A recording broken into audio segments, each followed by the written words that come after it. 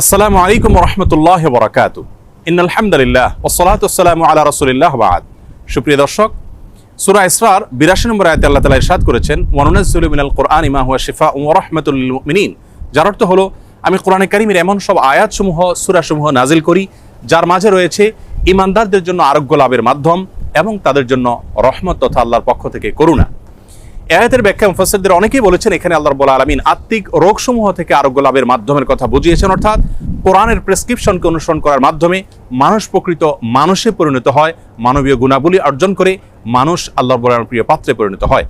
এর ব্যাখ্যা অনেক মুফাসসিররা এও বলেছেন যে এর মাধ্যমে আল্লাহ রাব্বুল আলামিন আত্মিক রোগসমূহ থেকে মুক্তির পাশাপাশি শারীরিক যে রোগসমূহ আছে সেগুলো থেকেও মুক্তির পথ আল্লাহ রাব্বুল আলামিন আমাদেরকে বাতলে দেন।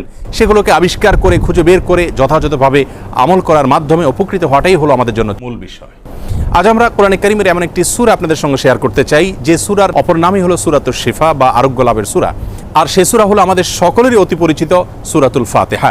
সহিহ বুখারীতে আবু সাঈদ খুদরি রাদিয়াল্লাহু আনহু থেকে একটি হাদিস বর্ণিত হয়েছে, যে হাদিসের মাধ্যমে বোঝা যায় যে সাহাবায়ে কেরাম সূরাতুল ফাতিহার মাধ্যমে চিকিৎসা গ্রহণ করেছেন এবং অলৌকিকভাবে, বিস্ময়করভাবে কঠিন এবং দুরারোগ্য সমস্যা থেকে তারা মুক্তি লাভ করেছেন।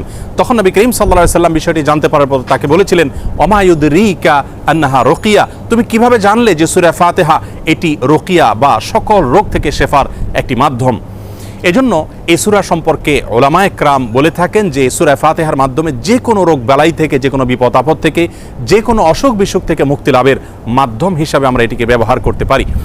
সূরা ফাতিহা এ সম্পর্কে ইমাম ইবনুল কাইয়িম রাহিমাহুল্লাহ তিনি বলেছেন, এই সূরাটিকে বারবার আমি আমল করে দেখেছি। আমার জীবনে যখনই কঠিন কোনো ব্যথায় আমি আক্রান্ত হয়েছি, কাতর হয়েছি, তখনই এই সূরা পাঠ করে ফু দিয়ে সে ব্যথার জায়গাকে মুছেছি। আল্লাহ রাব্বুল আলামিন বিস্ময়করভাবে, অলৌকিকভাবে আমাকে সুস্থতা এবং আরোগ্য দান করেছেন।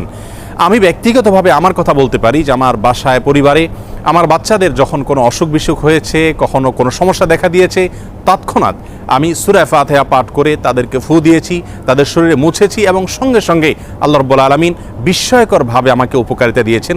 আর এরকম ঘটনা আমার জীবনে 2-4 বার নয়, বরং অগণিতবার ঘটেছে।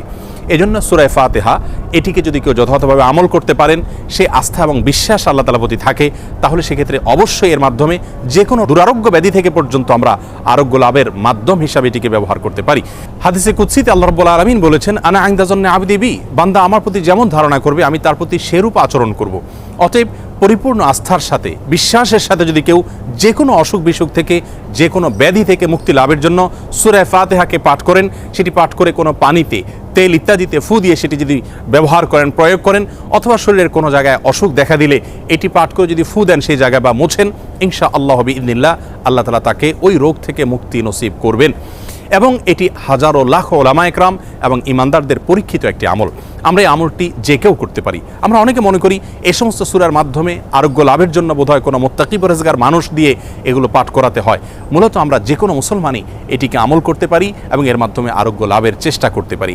আল্লাহ রাব্বুল আলামিন আমাদের সকলকে কোরআনে কারীমকে সব দিক থেকে আমাদের অনুকরণীয়, অনুসরণীয় গ্রন্থ হিসাবে গ্রহণ করার তৌফিক দান করুন। কোরআনে কারীমের সকল প্রেসক্রিপশনগুলো মেনে আমাদের জীবনকে আলোকিত করার তৌফিক দান করুন এবং কোরআন থেকে শেফা গ্রহণ করে আরোগ্য লাভ করে আল্লাহ তাআলার প্রতি আমাদের ঈমানকে আরও বৃদ্ধি করার তৌফিক দান করুন। আসসালামু আলাইকুম ওয়া রাহমাতুল্লাহি ওয়া বারাকাতুহু।